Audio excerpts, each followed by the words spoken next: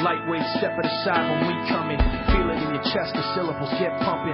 People on the street with panic and start running. Words on loose leaf sheet, complete coming. I jump on my mind, I summon the rhyme I'm dumping. Healing the blind, I promise to let the sun in. Sick of the dark ways, we march to the drumming. Jump when they tell us that they want to see jumping. Dad, I want to see some fist pumping. List something, take back what's yours. Say something that you know they might attack you for. Cause I'm sick of being treated like I had before. Like a stupid standing for what I'm standing for. Like this war's really just a different brand of war. Like it doesn't cater to rich and a fan. All right, welcome to Wide Awake Radio. I'm Charlie McGrath, your host. My website's wideawakenews.com. If you're listening and not in the chat room, you can go to wideawakenews.com, click on the Wide Awake Radio link, and join about 80 people who are in there now. In just a few minutes, I'm going to be bringing on Reginald, also known as Demcad from YouTube. Always a fun show when he's on here. We'll take calls in the second half of the program. But I want to get started. It's Thursday, and typically on Thursdays I like to review right off the bat the weekly unemployment claims. If you go to wideawakenews.com and the headline story, the first story there, I read this report this morning and I sent it to Bonnie to post, and I dug out a picture of a gnome, and we have christened this gnome the Magical Jobs Gnome, because we had a report of a 38,000 decrease in the first-time unemployment claims. And this report is just riddled, absolutely riddled with inconsistencies. I've been following this thing for 2 years solid, and there's some stuff going on here that obviously isn't. Beginning of the year, we're seeing mass adjustments with seasonal claims and this kind of thing. But, man, this thing is just purely hype as far as I'm concerned. 383,000, a decrease of 36,000 from the previous week, revised figure of 419,000. Moving average allegedly went down by 16,000. Now, the unadjusted data was 438,000. That's how many people actually showed up. The thing that I found extremely odd in this report, and I was trying to remember back, I can't remember a time where the emergency unemployment claims didn't at least basically mirror the weekly unemployment claims. Meaning, if we saw a big decrease in one, we'd see it in the other as well, or at least following in the same direction. Maybe a small decrease in first time and a large decrease in extended. This one is absolutely backwards. We have a reported decrease of 38,000 in first-time claims, and a reported increase of 100,366 people on the emergency unemployment rolls. Now, I don't think most people listening to me now put too much stock in this report, but I found it to be very, very interesting that we're really pushing this recovery mantra hard. And I can tell you by some of the comments I've received on my last couple of videos that they're selling, and there's people out there buying it. I mean, the video I put out last night was kind of in response to all the people who want to denigrate us in this community for trying to filter through the fluff and find the real news. And it was kind of an answer to them, and it was a simple question I have. Ask yourself, be real with yourself. Look in the mirror, be real with yourself, and ask yourself, in the last 2 years, and I'm not going back way back into 1913 and the creation of the Federal Reserve. I'm not going back to the conspiracy of Ronald Reagan to dismantle our manufacturing base and ship it around the world in order for Wall Street to profit. I'm talking in the last 700 days. I want you to ask yourself a question. Since the fall, the crash in 2008, has things in the world been fixed? Have the problems of the world even been addressed, let alone fixed? 2.5 years ago, we didn't have people freaking out in Europe and rioting almost weekly. 2.5 years ago, we didn't have almost the entire continent of Africa sitting on a powder keg, imploding, not because of political reasons, not because of religious reasons, not because of invasions by neighbors, not because of influence other than monetary influence from the Western powers. These people are rioting and losing their mind and taking to the streets because they are hungry. They want something to eat. They want to be able to survive. This is the world that we live in just 2+ years after this bailout phenomena has begun.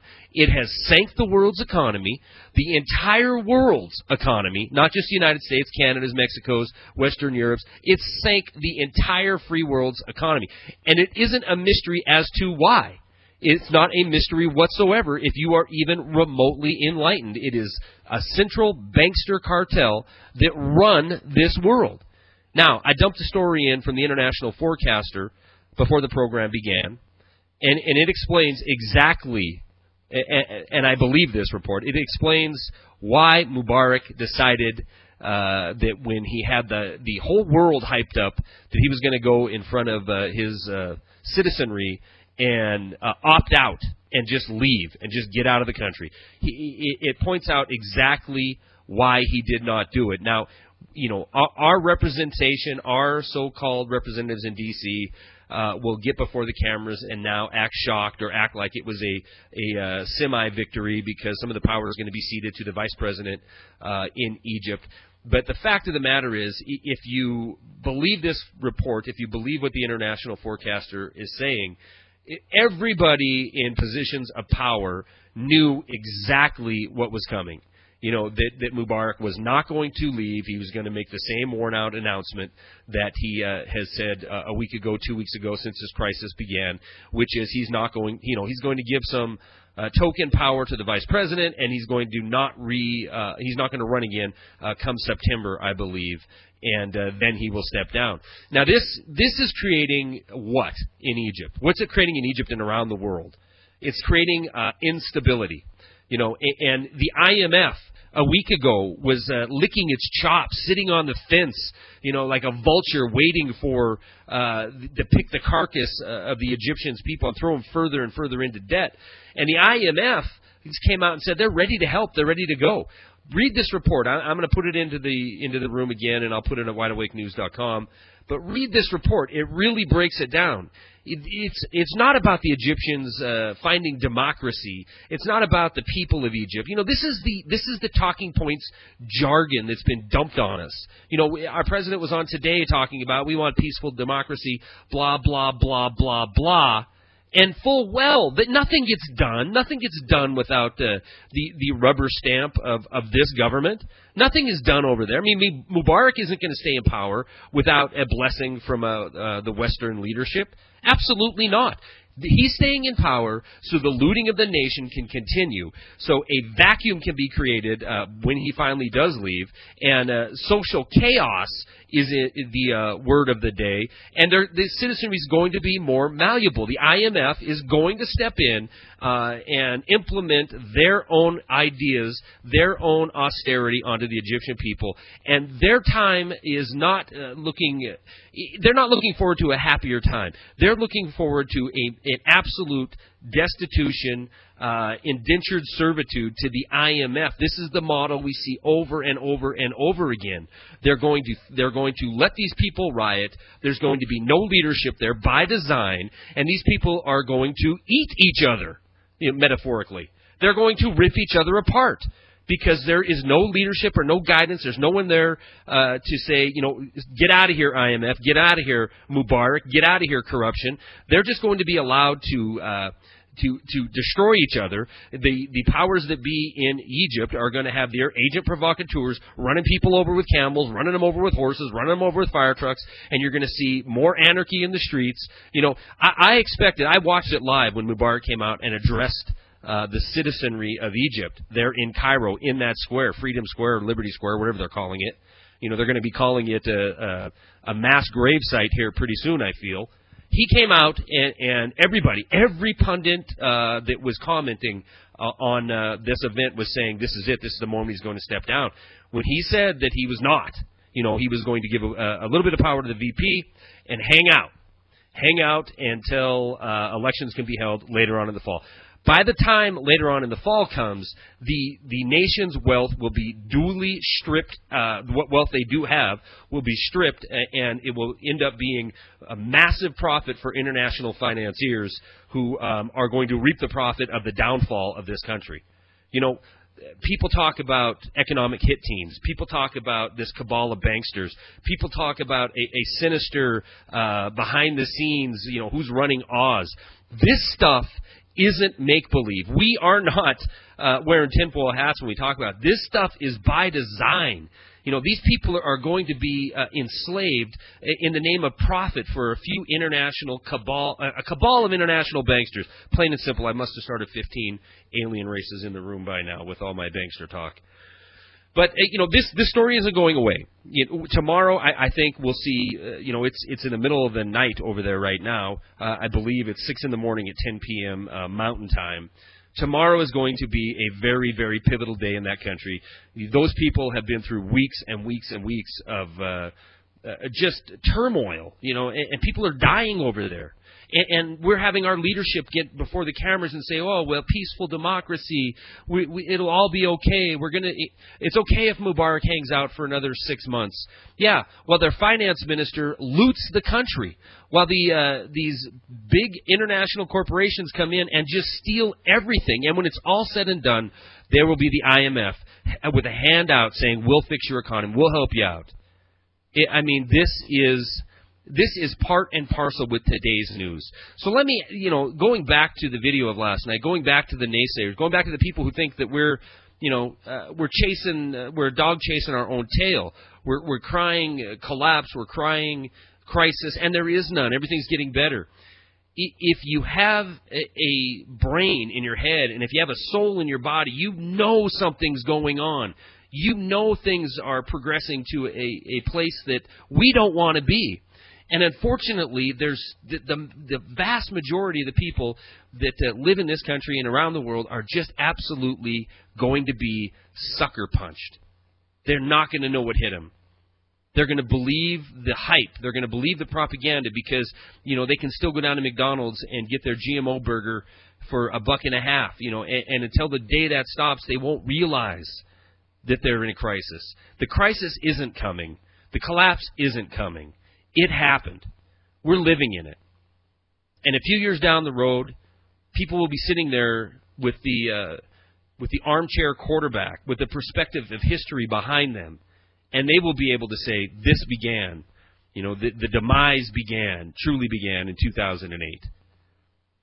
And they'll be writing papers for decades about this, where we believe the hype that we were in recovery because the government borrowed and spent and bailed out and created all this money out of thin air, and the people went along with it. How could they not see this coming? How could they not see this coming? We've heard this time and time again throughout history. How did the Germans not see what was going on in their own country? How did the Russians not see the millions upon millions upon millions of people that were being murdered in their own country? It's all about if you are awake. It's all about if you want to know the truth. And it's all about if you can accept the truth. Holy cow, I've went on for 20 minutes. I'm stopping right now because Reginald is warming up in the wings. Reginald, thank you for joining the show. For those of you who don't know him, I can't imagine anybody listening to me doesn't. His channel on YouTube is Demcad. He's got about 10 million subscribers, 100 billion views, and is probably the most popular guy in Michigan. Welcome to the program, Reginald. Thank you. I don't know about that, but it's always fun to come on. How are you doing? Well, I'm good. I didn't realize I went on for quite so long there, but, I'm long-winded at times. We have 109 people in the chat room. If you'd like to join, go to wideawakenews.com, click on Wide Awake Radio link, and you can join them. Reginald, first of all, let's talk about the unemployment report. Did you get a chance to look at that today? No, I didn't look at the latest one, but I did take a look at the numbers overall for the last month or so. I've been looking at those numbers pretty closely for a while, and I found something pretty interesting. Recently, the unemployment rate dropped from 9.4% to 9%. It's sort of a pretty big, sizable drop. The interesting thing was that we only added about 36,000 jobs or so to the entire economy, and we have 308 million people in this country, and somehow the unemployment rate dropped so dramatically. I thought that was quite strange. I thought it was quite funny how people didn't really talk about that in the mainstream media. No, it's not talked about. It's news that's broadcast by Jim Cramer and the boys at CNBC. Bloomberg. They put it out there so they can drive up stock value. And again, I mean, if you want to be informed, you'll know right away. I mean, you can find out in 3 minutes of Googling, the history of participation rate in this country, that they've reduced the participation rate. That's how they managed to... Oh, yeah, go ahead. No, you go ahead. I think you were going there. Well, yeah. First of all, you need to have about 100,000 jobs just to really break even with the population growth. I think it's actually a little bit more than 100,000 jobs. So if you have a net gain of 36,000, 38,000, you're actually falling behind with population growth. So I just want to throw that out there first and foremost. Second, when you actually look at the numbers, you're right. They actually are taking unemployed people and they're removing them off the payrolls. And even if you look at the government's own numbers, I'm going to put a link right there in the chat room, and it takes you to something called the Bureau of Labor Statistics. These are the same people for the federal government who put out all the official unemployment rate, the U3, which is basically people who are officially out of work, and then there's the U6, people who are out of work, and supposedly the people who are also discouraged, and also part-time workers who want to work full-time. That's the U6 number, the broader number, which is around 16%. And even that number is dropping. When you go to that website that I just posted, this is a government website. It says persons not in the labor force. Okay? When you look at January 2010, not in the labor force, this is in the thousands. We had 83,876 people not in the labor force. Now, that's in the thousands. So, that's actually a much bigger number. When you look at January 2011, that number goes from 83,876 to 86,168. Now, keep in mind, we're supposedly recovering. So when you do the mathematics, it's quite interesting. Like I said, it's in the thousands. So you take the 83,876, and you take the bigger number, the 86,168, and you subtract that from 83,876, and you end up with 2,292. But since it's in the thousands, you multiply that by 1,000, and you end up with 2,292,000 people who disappeared. Now, this is how many people who were added to the group of people who are not in the workforce. So that's how many more people are not in the workforce in just 1 year period. 1 year. 2.2 million people. So that's how they're able to get the unemployment rate down. That's how they're able to get the numbers down, because they're simply taking all these unemployed people and they're moving them over to another. They're saying that they're not a part of the official workforce. And it's really obvious. You can take a look at it yourself. I'll put the link right there in the chat room so people can check it out themselves. They don't exist.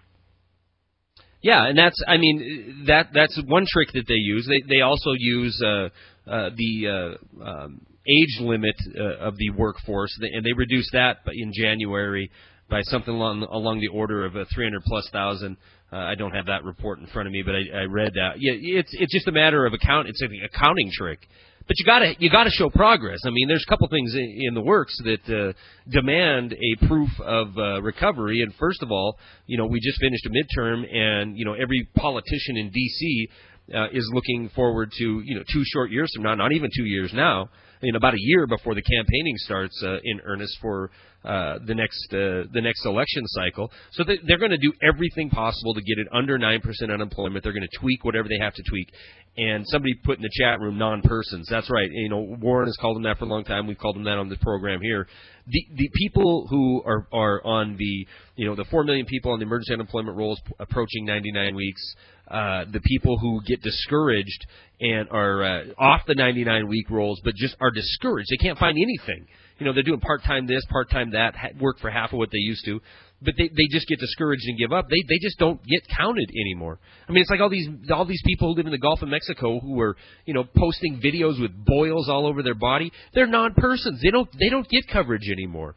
It's all ceremony. We live in a society of just blatant propaganda and ceremony.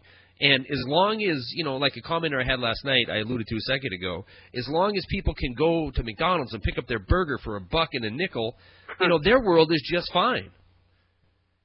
Yeah, but they're in for a rude awakening because there's something really significant happening right here. And again, even if you look at the government's own numbers, you see a little bit of the truth there. You see little clues there. For example, the employment to population ratio, they go by 16 and over.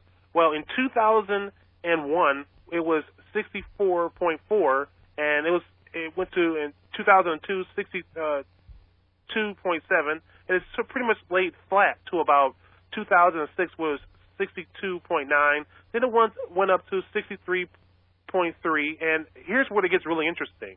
In 2008, it was 62.9. Then it dropped in 2009 to 60.6. Then it dropped again in 2010 to 58.5, and right now it's 58.4. So basically, the amount of people employed in relation to the population has been dropping. So this is something that's really, really happening. Yeah, it is really happening, and I believe if I'm thinking of the same statistic you are, the normal participation rate over the last decades, plural, has been 66%. So now we've suddenly reduced. I guess because we're such an advanced society and we have it so easy here that we only need now 58% participation rate of eligible workers.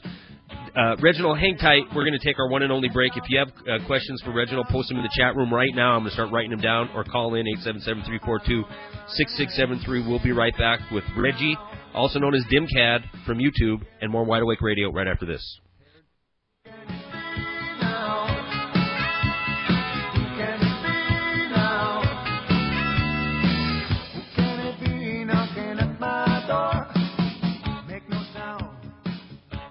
All right, welcome back. Welcome back to Wide Awake Radio. We have about 100 people in the room. If you'd like to join them, go to wideawakenews.com and click on the chat room, and you can post questions for myself or Reginald, also known as Demcad from YouTube, the co-host for tonight's show. Always fun to have you on, Reginald, because I like your analysis and I like your on-the-ground reporting. I put the call out for questions during the break. And the first one that came up was, "Are you leaving Michigan?" And I know you answered that in there, but one came up before the break even, which was, does Reginald really have a bug-out donkey? And I have no clue what that's about. Did I miss a video? I think he's referring to an emergency bag, or what people call a 72-hour bag. It's just a bag you would create in case there's an emergency. It's filled with food, water, and it'll have utilities, a multi-tool, a knife, a map, and it'll just allow you to move from one location to another in case there was a really extreme emergency and you had to leave. That's basically what a bob is, or a bug-out bag. Okay, well, I thought I missed a video that you spoke about a donkey or something, because they said you have a bug-out donkey. There's somebody in the chat room, Yaki Daki. I hope I'm saying your name, your handle correctly there. And he spoke to 99er. He's a 99er, or she, and spoke to the fact that we need to address the outsourcing of jobs to countries with low labor costs. And then I couldn't quite get it if they thought that I didn't address that enough in my YouTube videos or on this program, but I think we address that issue all the time. Absolutely. I mean, the dismantling of the manufacturing base of this country, the NAFTA, the GATS, the globalization, that's always a top topic on the YouTube channel. I mean, you can't talk about an international cabal of banksters without talking about globalization, without talking about dismantling the infrastructure, the manufacturing infrastructure of the West, and shipping it around the world in order to create profits. And we also talk about the fact, just as Ross Perot said, that sucking sound going south, jobs going to Mexico. He nailed it. I mean, he absolutely nailed it. Back in those days, 40,000 manufacturing facilities ago, and millions and millions and millions of manufacturing jobs ago, he was talking about what these free trade things were going to do to this country.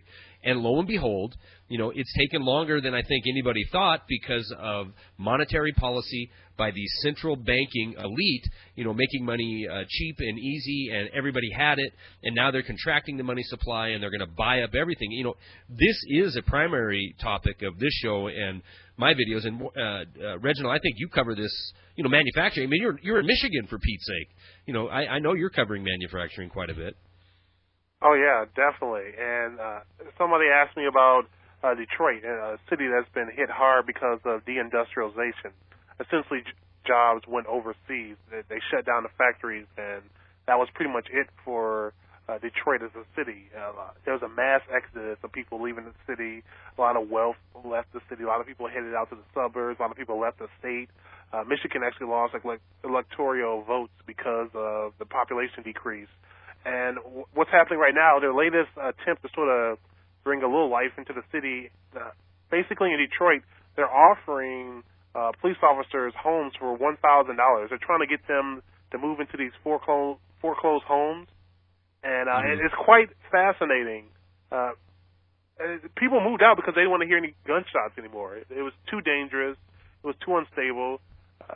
Even for $1,000, I mean, what's the point of being there if you're in that neighborhood where you go to work and you get robbed and you come home and all your stuff is gone? I mean, yeah, unless you can get about 1,000 of you together to all go in and and buy up a community and kind of watch each other's back. And I know people in this community have talked about this. It's called the urban frontier. Where you can go to upstate New York, or you can go to the Midwest, and you could buy something for taxes, in a lot of cases, for less than $1,000. Warren reported on up in northern New York, where they had you could buy property for $100 if you wanted to, wear Kevlar every day and have a bulletproof vest and make sure you had 3-inch thick polycarbonate windows in your house so you don't get murdered. But it could come to that. I mean, you might have a mass migration of non-persons, people who don't exist anymore because they've fallen off the 99 weeks and they can't find a job. They're not dealt with because we no longer need gimmicks like like the 99 weeks, like all the social safety nets, cash for clunkers, all this stuff that was used to codify the masses for the last 2 years. Now that austerity's here, all these people are going to be affected. We might see mass migrations to these areas. Reginald, I'd like to we got Stephen on the line from Oregon. Can you take a call? Sure. All right, Stephen, are you there? Okay, I'm here. Hey, first I wanted to say, I hope you hear me right now, right? Oh, yeah. I can hear you. Okay. Hey, Charles, first of all, your opening statements were excellent. It was a great role. And I do know a lot of the stuff because I do a lot of research. But I'm going to talk to you instead about all the big stuff and stuff, just about personal experiences, and I'll keep it brief.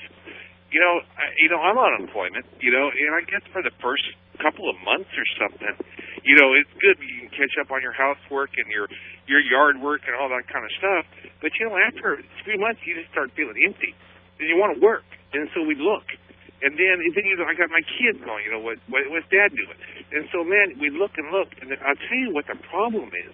Number one, they're saying the economy is getting better all the time. They're all saying the economy's better, the economy's better. But, and so these people, like janitor jobs, McDonald's, whatever, they're not going to hire somebody with skills because they're thinking, they watch TV, the economy's going to get better, so I'm not going to train this person because since the economy's getting better, he'll go back to his skill job. And so that's one of the problems. I'm going to go through this really quick. That's one of the problems. They won't hire you. Okay, and then you've got the next thing.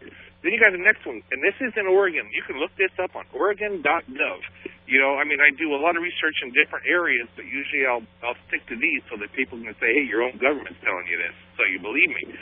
There were 300,000 government employees in Oregon. You can look it up on Oregon. 300,000. Then you've got, if you go to Craigslist and look in there, you've got people that saying, I got my government school loan, I got my government grant for the school, and I'm looking for a place to live. So they're getting money. Then you've got, like a friend of mine, Dana, his name. He drives those mail trucks that deliver the mail to the post offices. It's a private job. It isn't a government job, so they're working for the government. I have come to the conclusion, when I add it up, that I have 700,000, if not almost 1 million people in the government copper in Oregon alone. That's why you don't see a big revolt. That's why you're not seeing this, either food stamps or whatever is going on. You know, and I do know all about the big stuff in the elite and the Federal Reserve, all that kind of stuff, but I just wanted to talk to you about personal, right down in my city experience. And that's what we're facing right now. And let's see, I think that's all I got. But thanks for letting me rant, because you really get me going, and I really appreciate you. No problem, Stephen. Your points are well taken. And Reginald, do you want to comment on that? I do, but I'll let you do it first. And I'm going to listen offline, okay? Okay, very good. Thanks, Stephen, for the call. Appreciate it. Thank you. Thank you for the call and letting me share. Thank you. Well, yeah, I mean, I've noticed that myself. It's getting to the point where people actually have to lie on their resume because they're worried that they may be discriminated against because they have a little education or because they actually have some skills. And it's actually a pretty sad point in this country where you have to actually dumb yourself down to actually get a job. It's really that bad. It's really that bad out there. And people keep saying, you know, it's getting better. But realistically, people don't have to reassure you that things are getting better. Things really are getting better. I mean, nobody has to tell me that San Antonio Spurs are a really good team over and over again. You don't have to say that. They are a really good team. You don't have to say something that's obvious. Well, you only say things like, oh, things are getting better, when you're trying to convince somebody or when you're trying to actually convince yourself. Right, yeah. And yeah, first of all, I thought it was the Heat. Don't they have James now? Wasn't that with the rioting in Detroit? Oh, it's the Heat, too. They're doing well, too. But, see, I don't have to say that, you know. You see my point there? Yeah. Yeah, I know. Yeah. If you want to say the Cavaliers now, you got to sell that. The Cavaliers are doing fantastic. Oh, yeah. Unemployment, the jobs, they're coming. Yeah. Cleveland, they're going to be in the playoffs. Sure. Well, Stephen's exactly right. And I often, I allude to the people who are forgotten, and they truly are. I mean, these are the non-persons. We need contact. You know, if we're in our home and we're not working and we're not out there, being part of a society, then I mean that is degrading all by its lonesome self. Yet you follow the propaganda networks, and then you could be left with the feeling that, hey, everything's getting better. What's wrong with me? Why can't I find a job? You know, and there must be something with me. So I mean, yeah, it's a cruel, vicious. The propaganda is cruel and vicious because it's a lie, number one, and number two, I mean, it does affect the psyche of people who are living in reality, but they're having a fantasy reported to them. And in regards to the government, the creation, the expansion of government, you know, that is in and of itself a multi-million person voting bloc, and I have family members who are in. Everybody does. I mean, everybody is related to somebody that works in government. It's not coincidental that we have, year after year after year of expanding massive trillion plus, nearly $2 trillion deficit. This is one way to show success in spending trillions of dollars in stimulus and in bailouts. It did create some government jobs. A lot of them, like the census jobs, were very temporary. When popular uprisings, let me take that back. When austerity is made vogue, when the politicians turn from helping the people and turn the cameras on them and say it's time we implement austerity, the people who are short-term government, they'll be cut. They'll be cut in a heartbeat. The long-term guys, they're not going anywhere. These congressmen who like to snap pictures of themselves half naked and send it to girlfriends on Craigslist and that kind of thing, they're not going anywhere. But the new hires, they're going to go bye-bye. But it'll be politically expedient at that point because they'll change the psyche of the nation to believe that it's your neighbor who doesn't have a job. It's his fault that the country's in the shape that it's in, or it's the guy who had to strategically default on his home. It's that guy's fault that your home value is tanking. They won't put the blame where it should be. They won't perp walk the criminals who got us here. They'll turn us one against another. It's no different no different than what you see going on around the world. It's no different than what's happening in Egypt this very day. You have pro-Mubarak, pro-government shills out there running people over with cars, so that it angers the citizens and they start fighting and killing, and then you have, anarchy, you have a vacuum of power, you have the authority, you have the to crack down on the citizenry. All this is the exact same, just on a different level. It's hard tyranny versus soft tyranny. Soft tyranny will eventually morph into this hard tyranny, and it's going to come, I think, looking at the world situation right now, looking at what commodity prices are doing, food prices are doing, it's going to come because of hungry bellies, not only around the world but in this country as well. Now, I got another caller, and before I get all long-winded, let me get Jerry. Jerry's also from Oregon, I think. Yeah, Oregon. Hello. Jerry, are you there? Hi. Yes, I am. Is it Oregon, right? Yes, it yes. is. Hate for us Oregonians to be hogging up the lines here, but that's all right. I heard what Stephen said, and I just wanted to kind of add to that and just see what Reginald thinks about it. And I just want to also say, Demcad, I watch every one of your videos, and I think you're awesome. Thank you. You bet. That which we don't learn from history, we are doomed to repeat. And as far back as the Roman Empire, and a Roman poet named Juvenal wrote about bread and circuses, that if as soon as the people figure out that 51% of the population can outvote 49%, they can make slaves of them essentially and vote themselves bread and circuses. And just what Stephen was talking about, if you take a look at the Soviet Union when it collapsed under where 1 out of 3 people derived their income from the government.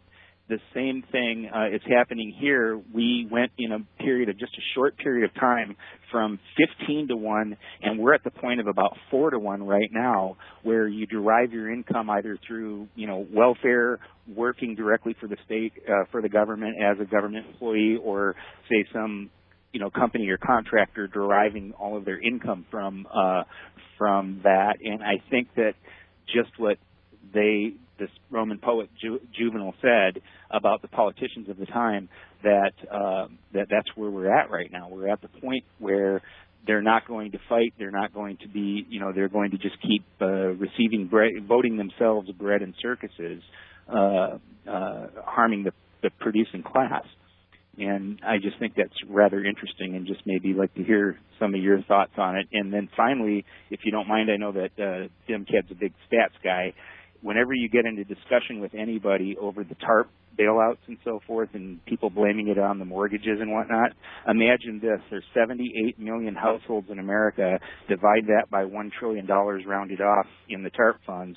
That's $12,820 per home in America, and only 3.2 were at some point of stage of foreclosure at the time, and that amounts to $312,000 per home that was in some state of foreclosure, which just shows the whole bailout was nothing but a sham to enrich the Wall Street and the bankers and the government. So it's kind of a rant on my part, and I'm sorry it's not a question, but I just wanted to kind of hear you run from that thread.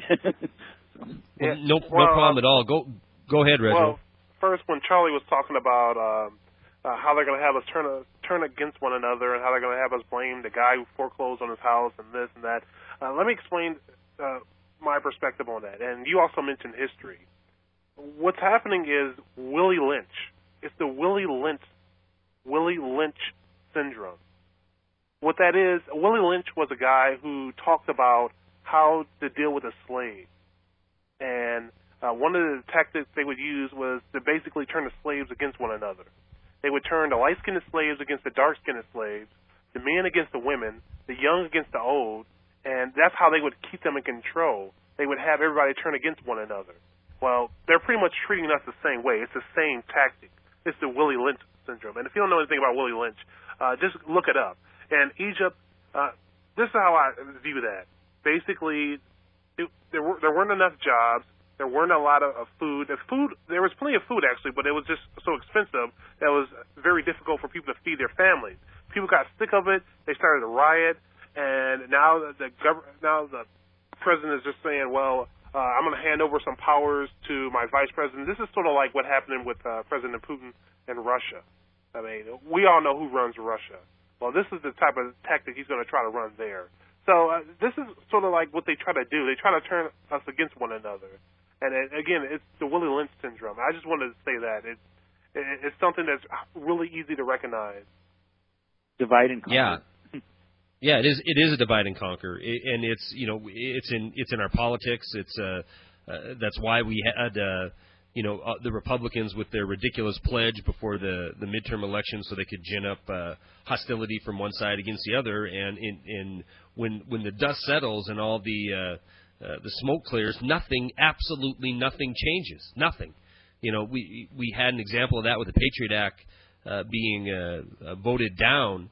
And it felt like victory for about 30 seconds until we realized that it's a parliamentary trick. It was a bill that in that form being presented to Congress needed a supermajority. It did not get the supermajority, but it doesn't matter because 3 weeks from now, when it comes to the floor again, they'll only need a simple majority, and we will get another installment of a liberty-usurping Patriot Act. Excellent point, Reginald. I mean, I guess I'm not as learned on that as you, but, I mean, it's obvious that that's what's going on, without a doubt. And speaking to the other point of the TARP bailout, this is something that I know you've covered extensively, Reggie, and they keep so saying have I. They paid it back. Yeah, they keep saying, they paid it back. But when they talk about TARP, when they talk about the bailouts, TARP was only a very, very small percentage of the overall bailout. It was around 2% of the overall bailout. That's what was part of the controversial about the whole situation. People were trying to figure out just how much money was going towards these banks and what these banks were really doing with the money. People wanted to know what the Federal Reserve was doing with the money. TARP was just a small part of it all, and it had very little to do with actually helping anybody other than the banks. It was all about the banks. When you look at these politicians and how they get into office, McCain and Obama, the people who gave them money were the corporations such as BP. I think Goldman Sachs gave Obama close to $1 million when he was first running. So, I mean, these people are pretty much bought and paid for, and that's one of the reasons why when they screwed up and they needed money, they went to the government, and the government basically took the money from us and gave it to them. I mean, let's just call it what it was. It's basically a robbery, and that's basically what the system's become. There's really no nice way to really say it. It's corruption. It's Goldman Sachs and other organizations creating security and other garbage, basically. That's what it is, derivatives, and then selling the garbage to their clients, and essentially deceiving people and making a profit off of it. Normally, if I tried something like that, I would go to prison, but, if you're part of this elite group, and that's really what our whole system's become, if you're part of the in crowd, this Wall Street cartel, then, you can... The law doesn't apply to you. They can do whatever the hell they want to do, and that's just our reality. That's what it is. I agree wholeheartedly. Hank Paulson, former CEO of Goldman Sachs, I try to say that every time I talk about, every time I mention his name, because during the bailout he was the Treasury Secretary, asked for an amount of money that he thought that Congress would swallow, $700 billion. They said no initially, then they caved because the powers that be on Wall Street showed what they are capable of if Congress didn't bend to their will. $700 billion in the original TARP plan is, like you said, a pittance of what was lent out, promised, begged, borrowed, guaranteed. We'll never know. We'll never know until eventual collapse of this financial system and the payola that happens in Washington. That's the only way we'd ever be able to figure out who got what we're insuring, what the Federal Reserve did when the lights went off at night, and who they deposited money with a few keystrokes of their computer. We do know a few things. Of the $700 billion that's been paid back, allegedly paid back, it's pretty easy to figure out most of it's been paid back with counterparty bailout money. Goldman Sachs, for example, $13 billion that they received in TARP money. Well, they received more than that from AIG, 100 cents on the dollar counterparty payment. Sure, they can pay back their TARP loans. They just got free money from AIG that was bailout money, and they paid off their loan. So now they're sitting pretty. They don't have any any restrictions on their bonuses or on their pay, and ergo, you have 2 years of massive increases in pay, massive bonuses, and they're back to their old practices of casino-style financial transactions. Absolutely, these people are they're profiting from the misery and horror of the folks in Egypt, Tunisia, Greece, all the countries in Europe that are experiencing austerity right now. As austerity goes, so does the bankster classes' wallets fill up more and more until they have everything. I don't understand what the end goal is. I don't know what kind of psychotic disease that these people have, that enough is never enough. But it seems like it's pedal to the floor, absolute degradation and destruction of humanity. It seems like at this point. That might seem a little outrageous. But Reggie, for the last 2 years, just watching this thing unfold, you got to get a feeling that the goal is to just break mankind. Give me your thoughts. Well, first of all, the dollar is the reserve currency. We have an entire system that is based on that across the world. We also have an entire system that is very much based on oil. So we're very much linked. So this financial terrorism, which is what Max Kaiser calls it, it does threaten the entire world. It does seem like they're trying to destabilize nations all across the world. I mean, this is a reality, whether people face it or not. And we're going to come to a point where, some of these government tricks are going to run out. And we're going to be dealing with a situation that's much worse than it would have been had we dealt with the problem the proper way and made the hard decisions in the first place in 2008. I mean, there's going to be a consequence for this. We're seeing serious things happen across the world with food. We're seeing major backlashes with people in their governments. People can't afford food. I mean, people can't afford resources. So you're seeing it happen all across the world. And there's a very real possibility it's going to happen here. What we have here is unsustainable. And like I always say, if the system is unsustainable, it must collapse. It must fall apart. I agree with you. I mean, you're right. You can't go on forever. The papering over, I feel it's done. I mean, what else has to be done? I mean, we have a situation now where there's no more bubbles to inflate. Besides the bailout bubble, we're seeing a run-up in commodities, and profiteering is happening rampantly in that sector. But, when you're talking about you're going to blow up the last thing that you could possibly blow up to affect human survival. It was housing last go around. Okay, everybody needs a place to live, but more importantly, everybody needs to eat something every single day.